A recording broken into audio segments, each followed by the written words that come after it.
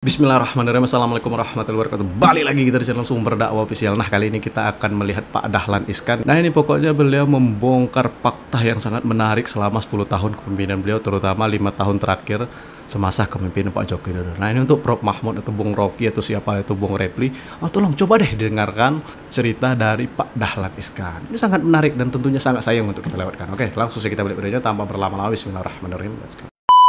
Periode pertama banyak yang meragukan, tetapi saya lihat periode kedua mengalami kemajuan yang sangat besar, dan tentu ada sisi kurangnya, ada sisi lebihnya, tapi saya lihat beliau punya sikap yang jelas sekali, misalnya soal nasionalisme, soal bagaimana ekstremisme harus dikendalikan sekuat-kuatnya, bagaimana invisible hand berjalan begitu kuat tetapi demi Indonesia ada di tengah, misalnya begitu.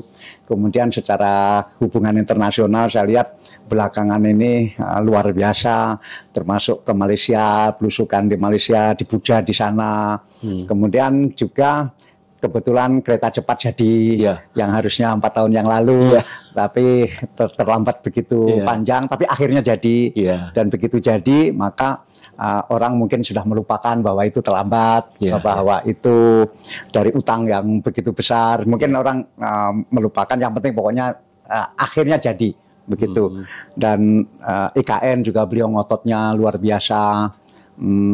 Batu bara beliau ngototnya luar biasa, nikel ngotot luar biasa, sawit ngotot luar biasa, sehingga saya lihat beliau ada kelihatan ngebutnya di periode kedua ini. Mungkin karena periode kedua itu diwarnai oleh COVID dan harus di-balance kekurangan-kekurangan selama COVID, tapi saya lihat beliau kelihatan ngebut sekali di akhir periode kedua ini. Di periode kedua ini banyak yang mengatakan bahwa Pak Jokowi sebegitu bisa mengendalikan parlemen. Menurut Pak Dahlan? Ya, itu kita semua tahu, dan praktis parlemen di bawah Pak Jokowi, dan itu mungkin orang melihat dari dua sisi. Sisi kurang baiknya adalah seolah-olah demokrasi ini dilumpuhkan. Sisi baiknya adalah bahwa pembangunan bisa jalan, begitu. Sehingga ini tergantung dari mana melihatnya. Dulu Orde Baru kan juga begitu. Sisi politiknya kan dilemahkan luar biasa, tetapi kan kemajuan ekonominya memang nyata. Bahwa kemudian runtuh setelah krisis moneter 98-99, itu kan ya hukum ekonomi yang lain lagi. Tetapi mungkin bagi para aktivis demokrasi, Pak Jokowi dinilai sangat mengorbankan demokrasi.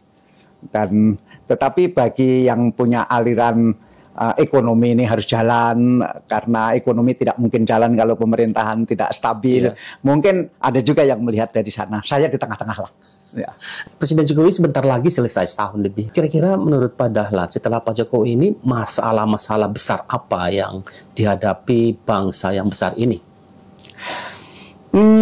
Saya pertanyaan penting, dan saya melihat ambisi orang-orang untuk menjadi pengganti beliau luar biasa. Tetapi apakah mereka yang sangat bersemangat untuk menjadi pengganti Pak Jokowi ini melihat juga tantangan ke depan? Karena begini, harus kita akui selama 4 tahun, 5 tahun terakhir ini, itu Tuhan seperti memihak Pak Jokowi luar biasa, memihak Indonesia lah, begitu. Maksud saya begini, belum pernah 5 tahun berturut-turut tidak ada kemarau panjang. Ini kan campur tangan Tuhan. Pak Jokowi kan nggak bisa membuat supaya hujan terus, begitu. Tidak bisa mengatur seperti parlemen begitu. Ini luar biasa. Nah, apakah 5 tahun ke depan di masa kepemimpinan presiden berikutnya Tuhan masih seperti ini, begitu, bahwa tidak ada kemarau panjang? Dampaknya apa? Tidak ada kemarau panjang selama 5 tahun berturut-turut. Petani itu sibuknya bukan main, karena bisa panen 3 kali setahun. Petani terus ada di sawah, mereka tidak terlalu peduli lagi dengan politik, dan desa-desa itu tenang. Desa-desa itu tenang. Jadi isu politik apapun itu nggak terlalu laku di desa-desa. Karena desa-desa ini tenang sekali. Karena mereka sibuk dengan pertaniannya dan mereka income-nya kan pasti otomatis naik karena biasa 2 kali panen menjadi 3 kali panen. Tetapi bukan masalah income saja, tapi perhatian untuk memikirkan yang lain-lain itu juga berkurang karena fokus kepada bagaimana memikirkan pertanian. Kebetulan juga misalnya sistem pupuk subsidi. Nah, kalau ini pemerintah, hasil dari pemerintah itu serius sekali menangani pupuk subsidi sampai pakai kartu. Sehingga betul-betul subsidi pupuk ini sampai kepada orang yang memerlukan. Misalnya tidak ada orang kaya itu misalnya punya sawah di atas 2 hektar, itu dapat subsidi pupuk, itu nggak bisa lagi sekarang. Karena by name, by address. Dikontrol dengan kartu. Dan meskipun petani males menyimpan kartu itu, kartunya biasanya disimpan di tempat agen pupuk. Tapi apapun itu, saya mengakui ini keberhasilan yang luar biasa besar karena subsidi pupuk ini dulu selalu heboh sampai ada pupuk diberi warna. Itu kan sangat kuno sekali, padahal bisa diatur dengan kartu. Nah sekarang itu saya anggap itu berhasil. Mungkin juga termasuk ini hasil Menteri Pertanian.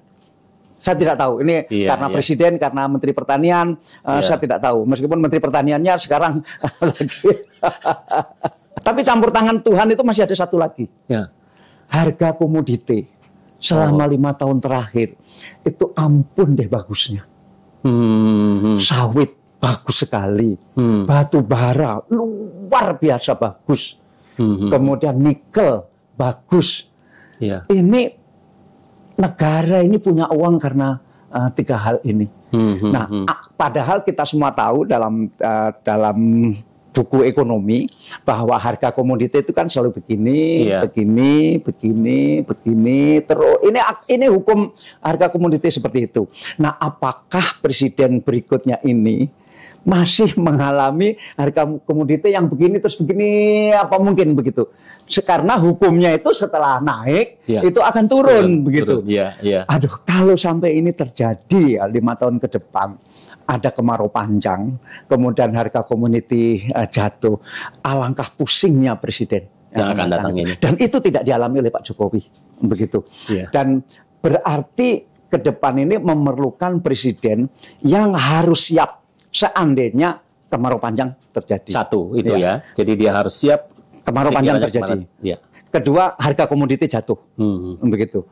Nah, dan Pak Jokowi harus diakui juga, sebenci-benci apapun kepada Pak Jokowi harus diakui, untuk kemarau panjang itu Pak Jokowi menyiapkan banyak sekali embung. Yang ini kalangan elit mungkin tidak mencatat sebagai prestasi yang perlu dihargai, embung. Sehingga kelak mungkin seandainya terjadi kemarau panjang, mungkin agak sedikit tertolong karena proyek-proyek embung ini banyaknya luar biasa. Tetapi tetap kalau terjadi kemarau panjang dan Tuhan tidak memberi hujan sebaik 5 tahun terakhir, ya tetap persoalan. Aku belum pernah ngomong gini, ini baru kepada Anda aku ngomong ini. Apakah tadi keberhasilan Presiden Jokowi itu sehingga banyak yang menginginkan program-program itu dilanjutkan?